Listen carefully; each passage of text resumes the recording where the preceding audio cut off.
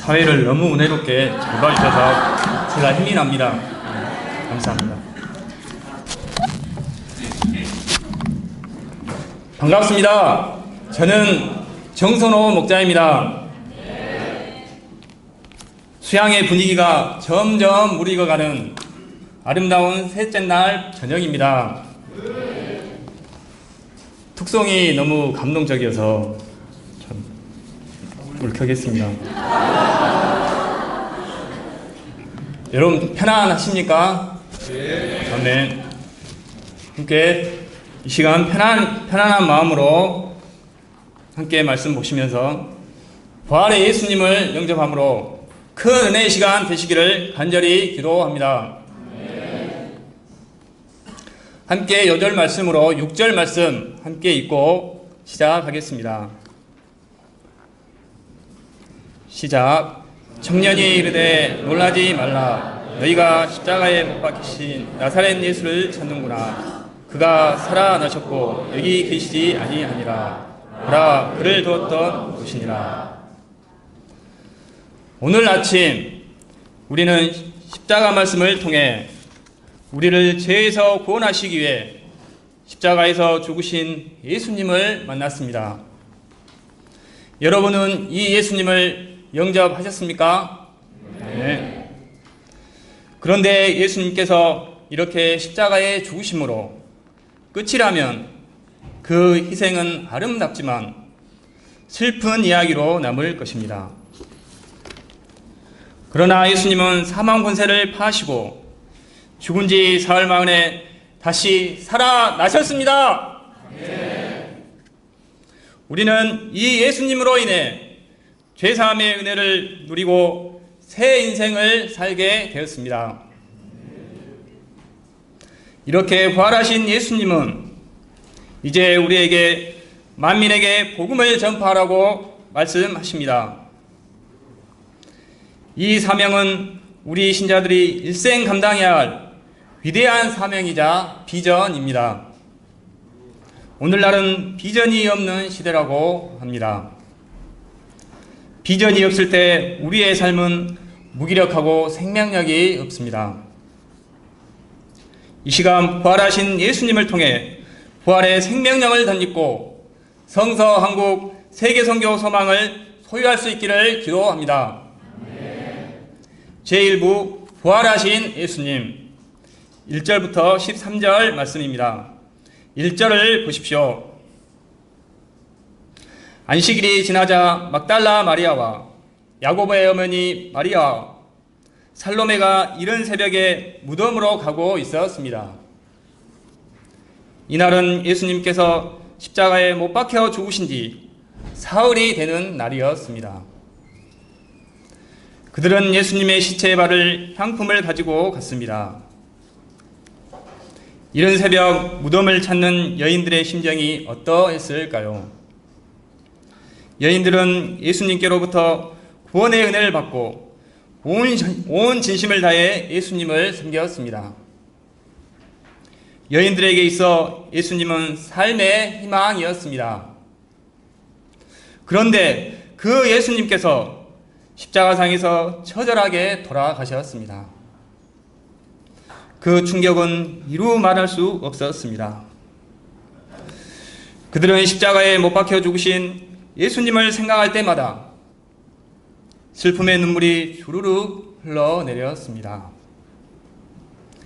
여인들은 더 이상의 삶의 희망도 의욕도 가질 수 없었습니다.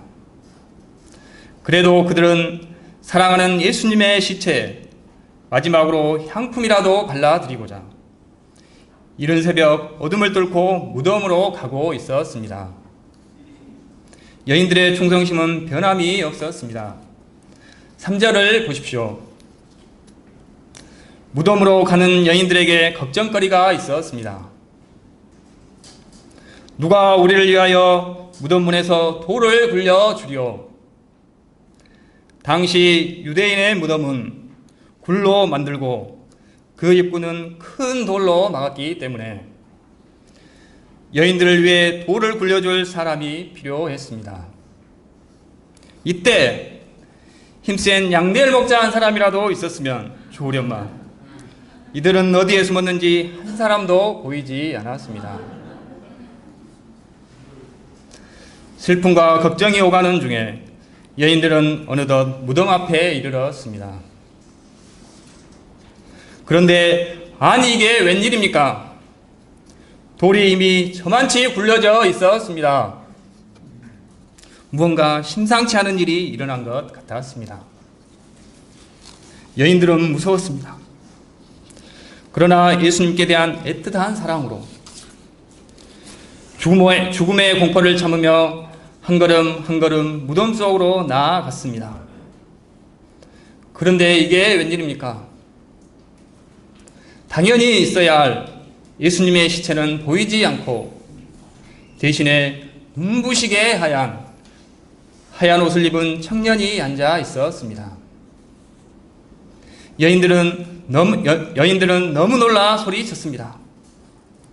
에그머니나!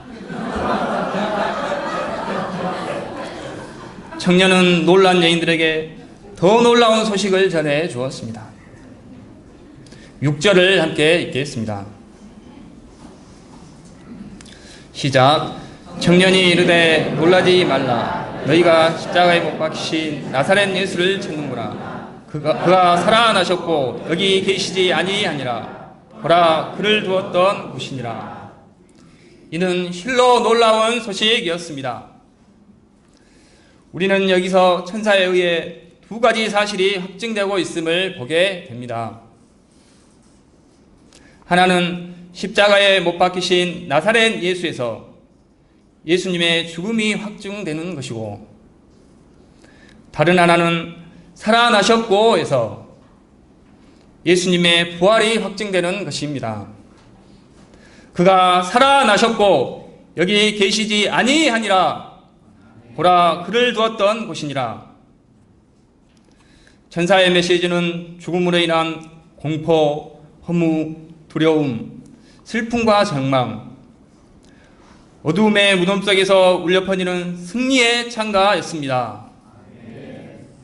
원수를 다 이기고 무덤에서 살아나셨네. 어두움을 이기시고 나와서 성도 함께 길이 다스리시네. 사셨네 예수 다시 사셨네. 할렐루야.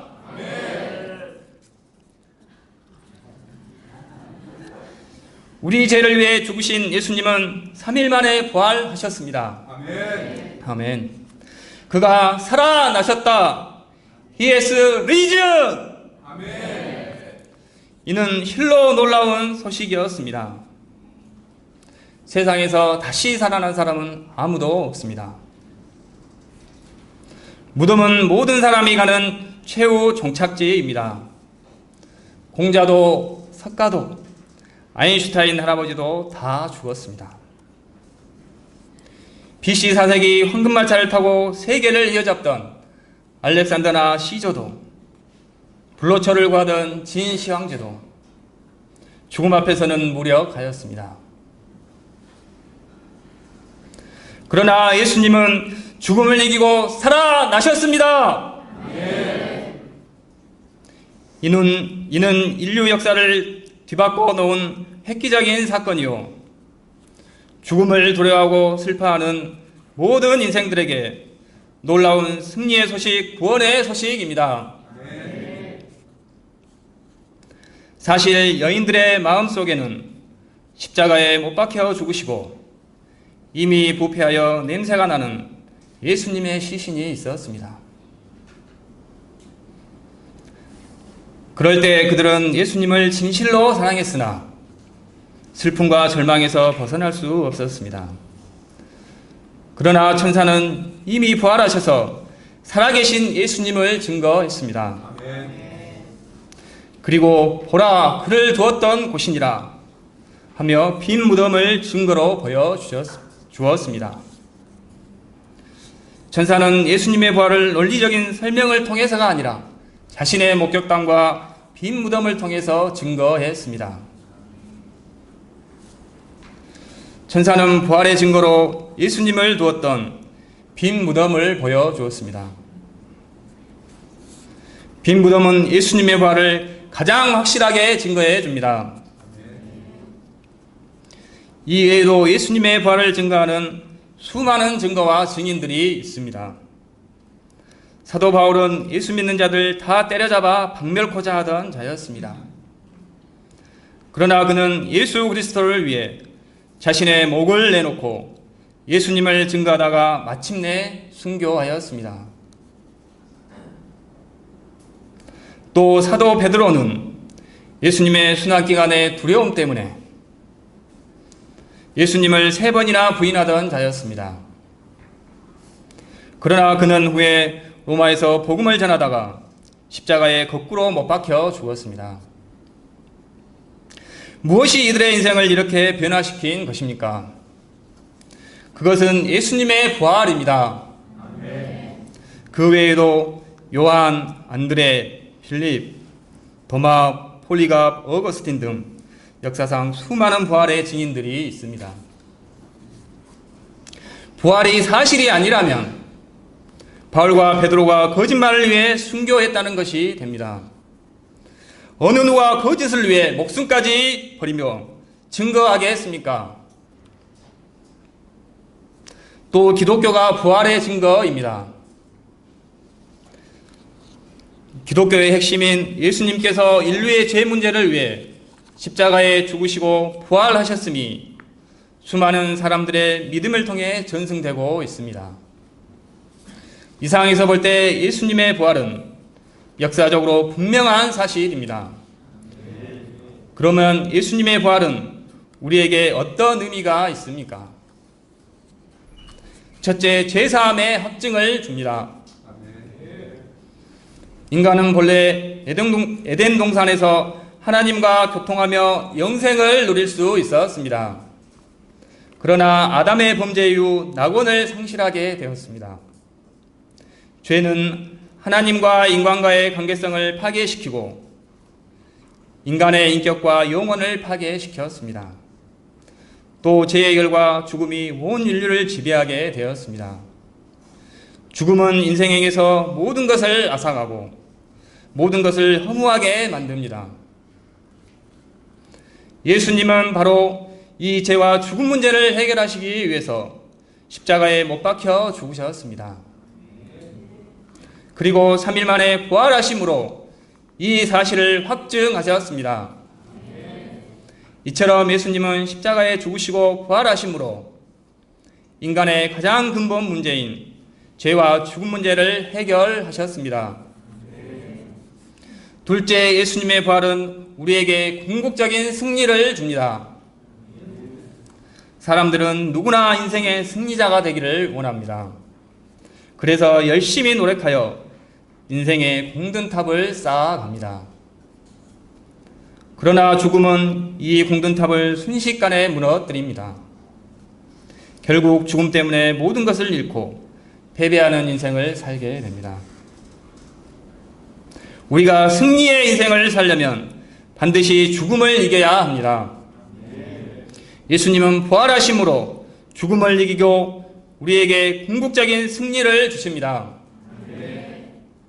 뿐만 아니라 현재의 삶 속에서도 죄와 사망 권세를 이기는 부활의 능력을 주십니다. 과거에는 두려움과 운명주의, 패배주의에 시달리던 자들이 이제는 부활하신 예수님을 믿음으로 승리감에 충만한 확신 있는 인생을 살게 됩니다. 예수님을 믿는 자들은 세상에서 패배하는 자 같으나 궁극적으로 승리하는 자입니다. 그래서 사도 바울은 사망아 너의 승리가 어디 있느냐? 사망아 내가 쏘는 것이 어디 있느냐? 우리 주 예수 그리스도로 말미암아 우리에게 승리를 주시는 하나님께 감사하노니 라고 외쳤습니다. 셋째, 예수님의 부활은 하나님 나라에 대한 산 소망을 줍니다. 예수님은 부활하심으로 인생들이 하나님께로 나아갈 수 있는 길을 여셨습니다. 예수님의 부활은 장차 우리도 예수님과 같이 부활하게 된다는 소망을 줍니다. 사람들은 이 땅에서 물질적 풍요를 누리며 편하게 살기를 바랍니다. 명예와 권세를 얻어 존경받으며 남보다 잘 살기를 원합니다. 그러나 이러한 세상 소망은 이루어진다 할지라도 결국은 죽음과 함께 물거품처럼 사라집니다. 세상의 소망은 한계적이어서 결국 우리를 실망시킵니다. 그러나 하나님께서 우리에게 주신 부활의 소망은 결코 우리를 실망시키지 않습니다. 이 부활은 하늘나라의 소망이요 썩지 않고 더럽지 않고 새하지 않는 영원한 산 소망입니다. 이런 부활의 산 소망이 있기 때문에 우리는 이 땅에서 주님을 위해 자신 있게 헌신할 수 있습니다. 7절을 보십시오. 천사는 여인들에게 예수님께서 먼저 갈릴리로 가실 것임을 제자들에게 알리라는 사명을 주었습니다. 이는 예수님께서 십자가를 지시기 전에 부활 후의 방향으로 제시하신 말씀입니다. 천사의 말을 들은 여인들은 심히 놀라 떨며 무덤에서 나와 치마를 붙들고 걸음아 날 살려라 하며 도망쳤습니다. 그들은 너무 무서워 아무에게 아무 말도 하지 못했습니다. 그만큼 부활은 이들에게 충격적인 사건이었습니다. 예수님은 전에 7 귀신 들렸던 막달라 마리아에게 보이셨습니다. 예수님은 무덤을 떠나지 않고 울고 있는 마리아에게 나타나 눈물을 닦아 주셨습니다. 마리아는 부활하신 예수님을 만나자 심령의 기쁨이 넘쳤습니다. 마리아는 달려가서 슬퍼하는 제자들에게 감격스러운 부활의 소식을 전했습니다. 예수님이 살아나셨어요! 예수님이 부활하셨어요! 그러나 제자들은 이를 믿지 않았습니다. 마리아가 너무 충격을 받아 헛개비를 보고 헛소리를 한다고 생각했습니다. 또한 자매들의 증거를 받아들이자니 자존심이 상해했습니다. 예수님은 이후에 시리에 빠져 시골로 내려가는 2 제자에게 나타나셨습니다. 그리고 말씀을 기초로 부활신앙을 심으셨습니다. 2 제자는 즉시 예루살렘에 달려가 부활의 소식을 전했습니다. 그러나 제자들은 잊은 제자들이 전하는 것이라 자존심이 상했는지 이번에도 믿지 않았습니다. 제자들이 이처럼 2번씩이나 부활의 소식을 듣고도 믿지 아니한 이유가 무엇입니까? 이성적으로 이해가 안 되었기 때문이었을까요? 아니면 너무 큰 슬픔에 잠겨 있었기 때문에 여유가 없었기 때문이었을까요? 그러나 가장 큰 원인은 마음이 완악했기 때문입니다. 완악하다는 말은 억세게 고집스럽고 모질다는 의미로 제자들이 믿지 않으려고 작정을 하고 있다는 것입니다. 예수님의 부활은 예수님이 친히 생전에 여러 차례 말씀하셨고 확실한 증거와 허다한 증인들이 있으므로 믿고자 하면 얼마든지 믿을 수 있습니다. 그러나 아무리 많은 증거를 보여주어도 믿지 않고자 작정한 사람은 믿지 않습니다. 믿지 않는 것은 증거의 문제가 아니라 마음의 문제입니다. 믿음은 완악한 마음을 회개하고 겸손히 부활의 증거를 영접할 때만이 소유할 수 있습니다. 예수님의 부활을 믿느냐 안 믿느냐 하는 것은 그 인생이 승리의 인생을 사느냐 패배의 인생을 사느냐 죽느냐가 달려있는 중요한 문제입니다. 제2부 세계 선교 사명을 주신 예수님 14절부터 20절 말씀입니다. 예수님께서는 이렇게 부활을 믿지 않는 제자들을 어떻게 하셨습니까? 14절을 함께 읽겠습니다. 시작.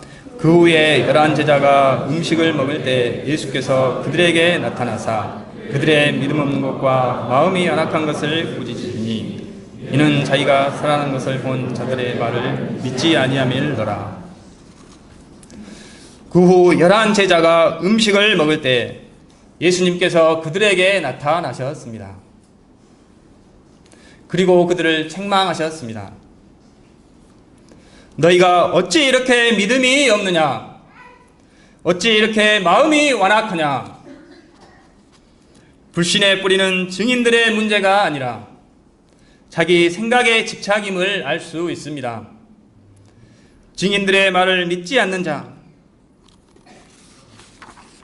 자기 생각에 사로잡혀 있는 자는 책망을 받아야 합니다. 이는 하나님의 말씀을 믿지 않는 불신의 죄악이요 자기 생각을 회개치 않는 완악한 마음이기 때문입니다. 우리가 자기의 깨어진 꿈, 인생의 슬픔과 즐거, 자기 연민, 자기 생각을 부활의 믿음으로 이기고 실제적인 부활 신앙에 굳게 서야 하겠습니다.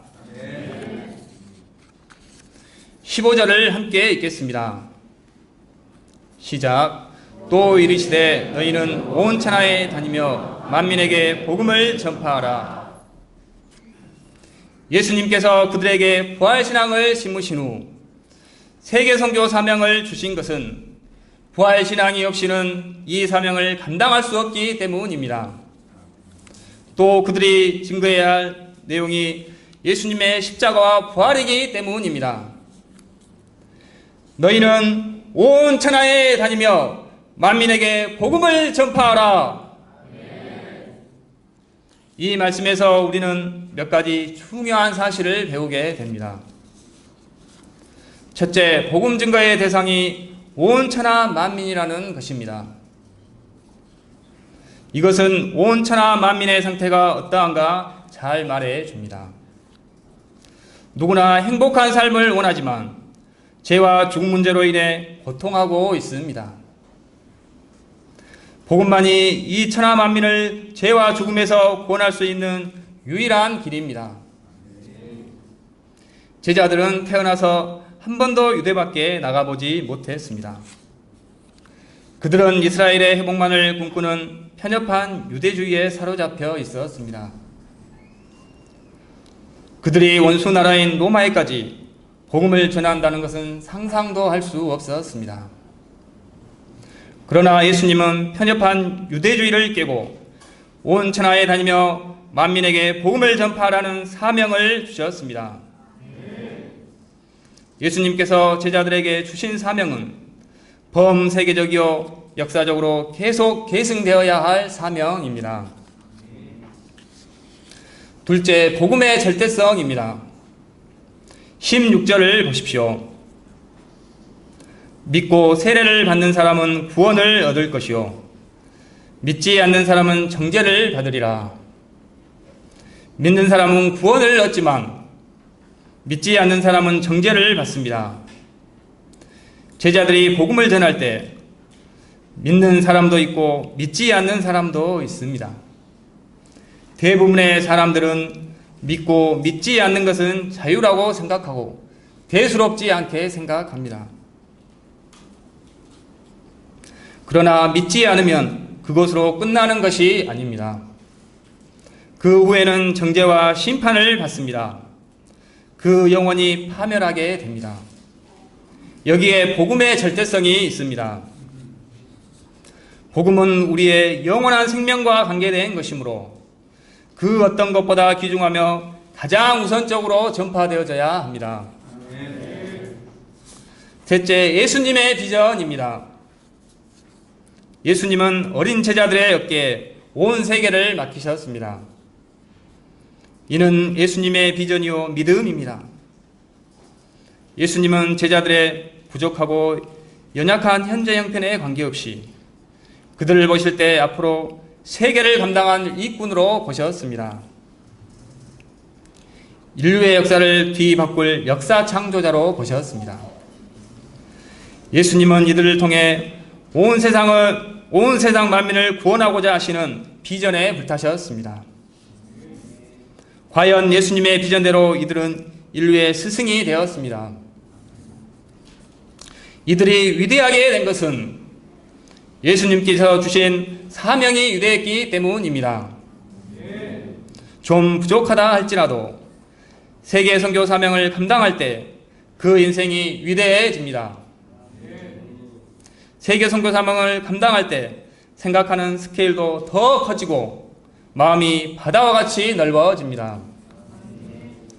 세계를 품고 기도하는 세계적인 인생을 살게 됩니다. 너희는 온 천하에 다니며 만민에게 복음을 전파하라. 이 말씀은 권면으로 주신 것이 아니라 명령으로 주신 말씀입니다. 그러므로 나의 형편과 처지에 따라 할 수도 있고 하지 않아도 되는 그런 것이 아닙니다. 예수님의 지상 명령이기 때문에 반드시 감당해야 합니다. 우리가 온 천하에 다니며 복음을 전하지 않으면 수많은 영혼들이 죽습니다. 응급 환자를 이송하는 앰뷸런스는 사이렌을 켜고 교통법규를 무시한 채 가장 먼저 병원으로 달려갑니다. 교통법규를 위반해도 면책을 받습니다. 그만큼 긴급하기 때문입니다. 이와 같이 죽어가는 영혼들을 살리러 가는 선교사도 가장 먼저 파송되어져야 합니다. 그런데 우리는 세계 선교가 좋은 줄은 알지만 막상 내가 감당코자 할 때 두렵고 부정적인 생각이 듭니다. 이는 당장의 모든 것을 희생하고 예수님을 위해 외국으로 나가야 한다는 막연한 생각 때문입니다. 그러나 세계 선교는 결코 그런 것이 아닙니다. 우리가 세계 선교를 마음으로 영접하고 순종할 때 지금은 부족할지라도 주님께서 친히 인도하시고 우리를 구속 역사에 귀하게 쓰십니다. 어떤 분은 당장의 선교사로 갈 수 있고 또 어떤 분은 10년 후에 갈 수 있습니다. 아니면 자기는 못 가더라도 그 아들이나 손자가 갈 수도 있습니다. 하나님께서 어떻게 인도하실지 모릅니다. 중요한 것은 세계 선교 사명을 마음으로 영접하고 순종하는 것입니다. 17절, 18절을 보십시오. 예수님은 믿는 자에게 능력을 약속해 주십니다. 예수님의 이름으로 귀신을 쫓아내는 영적 권세와 방언의 은사를 주십니다. 또 모든 위험으로부터 보호해 주시고 병든 사람을 고치는 능력을 주십니다. 예수님은 말씀을 다 마치시고 하늘로 올리우사 하나님 보좌 우편에 앉으셨습니다. 그리고 제자들이 두루 나가 복음을 전파할 때 함께 역사하시고 그 따르는 표적으로 말씀을 확실히 증언하셨습니다. 예수님은 선교 명령에 순종하는 자를 기뻐하시고 그를 통해 놀라운 구원 역사를 창조하십니다. 예수님은 우리에게도 온 천하에 다니며 만민에게 복음을 전파하라고 명령하십니다. 우리에게 있어서 온 천하는 어디이고 만민은 누구일까요? 물론 전 세계 캠퍼스 이방 영혼들이 될 수도 있습니다. 그러나 가깝게는 우리의 가정에서 믿지 않는 가족이 될 수도 있고 직장에서는 동료가 될 수도 있으며 캠퍼스에서는 아직 예수님을 모르는 자들일 수 있습니다. 그들에게 예수님의 죽으심과 부활의 복음은 절대적으로 필요합니다. 그것이 그 영혼들이 살 수 있는 유일한 길입니다. 18세기 말 가난하기 짝이 없는 구두수성공이었던 윌리엄 캐리는 예수님의 선교 명령을 영접하고 단순히 순종하여 1792년 31세의 나이에 미지의 땅 인도로 나아갔습니다. 하나님은 그의 순종을 받으시고 그를 근대 선교의 아버지로 귀하게 쓰셨습니다. 그는 하나님으로부터 위대한 일을 기대하라, 하나님을 위해 위대한 일을 시도하라고 권면했습니다. 하나님께서 우리 모임을 쓰시는 이유도 세계 선교 사명에 단순히 순종했기 때문입니다. 하나님은 21세기 한국을 세계 제사장 나라로 세우시고 2041년까지 10만 선교사를 세계 곳곳으로 파송하심으로 한국 지성인들을 그리고 저와 여러분을 세계사의 주역으로 사용하고자 하십니다. 아멘.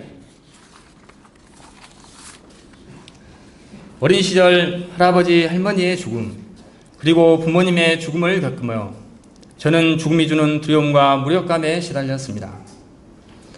언제 사랑하는 가족이 또 불의의 사고로 죽을지 모른다는 생각에 늘 불안했습니다.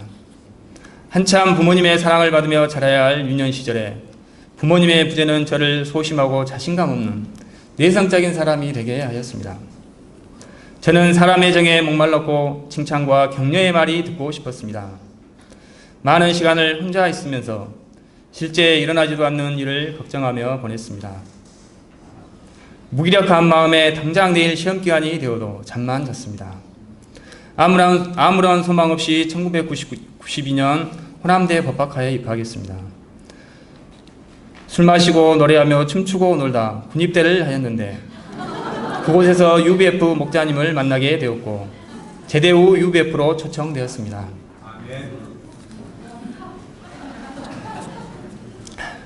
사실 말씀 공부는 별로 재미가 없었습니다. 그러나 리비스턴 목자님의 사랑과 섬김 때문에 그냥 남아있다가 죄인을 사랑하시는 예수님을 영접하게 되었습니다. 그러나 하나님은 제가 성서한국 세계 선교 명령에 순종하여 섬기는 한 줄 빼먹었네요. 저의 유일한 소망은 공무원 부부로 안정적인 삶을 사는 것 뿐이었습니다.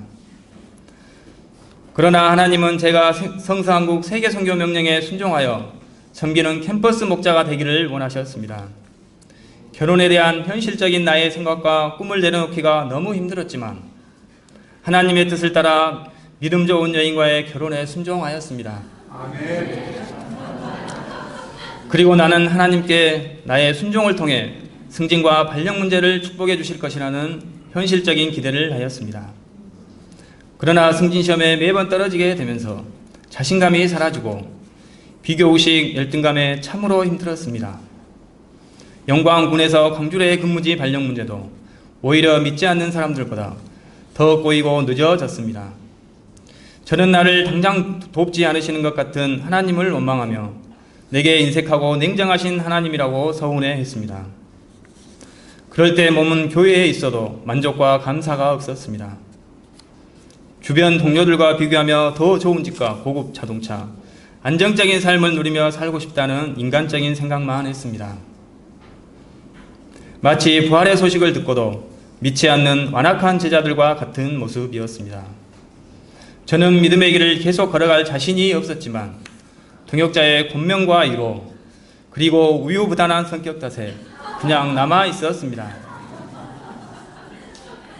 그런데 하나님은 불가능에만 보이던 광주 발령을 하나님의 때에 14년 만에 순적히 이루어 주심으로 살아계신 하나님을 체험케 하셨습니다. 현재는 집에서 가장 가까운 동부경찰서로 걸어서 출퇴근하고 있습니다. 그리고 예쁜 3명의 자녀들을 주시고 외벌임에도 빚 없이 넓고 좋은 삼성 아파트로 이사할 수 있도록 축복해 주셨습니다. 하나님의 은혜로 딱딱했던 내면이 서서히 주의되면서 새벽 기도를 감당하고 양식 말씀을 사모하는 자로 변화시켜 가셨습니다. 현재는 나 하나도 감당하지 못하는 연약한 자를 교회 목자로 세워주시고 당신께서 쓰실 만한 리더로 세워 가십니다. 교통사고 조사계에 근무하며 참혹한 사망사고를 처리하게 될 때는 언제 죽음이 저에게 다가올지 모른다는 생각에 두려웠습니다. 하나님은 이런 저에게 죽음 권세를 파하시고 부활 승리하신 예수님의 부활 말씀을 감당케 하시고 부활 신앙으로 죽음이 주는 두려움을 이기게 해 주셨습니다. 아멘. 예수님은 죽음 권세를 파하시고 부활 승리하신 나의 주님이십니다. 아멘. 과거 저는 꿈과 비전이 없는 자였습니다. 그저 이 땅에서 잘 먹고 잘 사는 것을 소망 삼던 자였습니다. 그런데 하나님은 이런 제게 부활하신 예수님을 믿게 하시고 이젠 성서한국 세계선교 비전을 영접하도록 하십니다. 저는 누가 봐도 연약하고 부족한 자입니다. 그런데 하나님이 제게 주신 사명이 위대하기 때문에 또한 부활하신 주님께서 세상 끝날까지 나와 함께 하시며 도와주시기 때문에 제가 위대한 사명인의 삶을 살 수 있음을 영접합니다.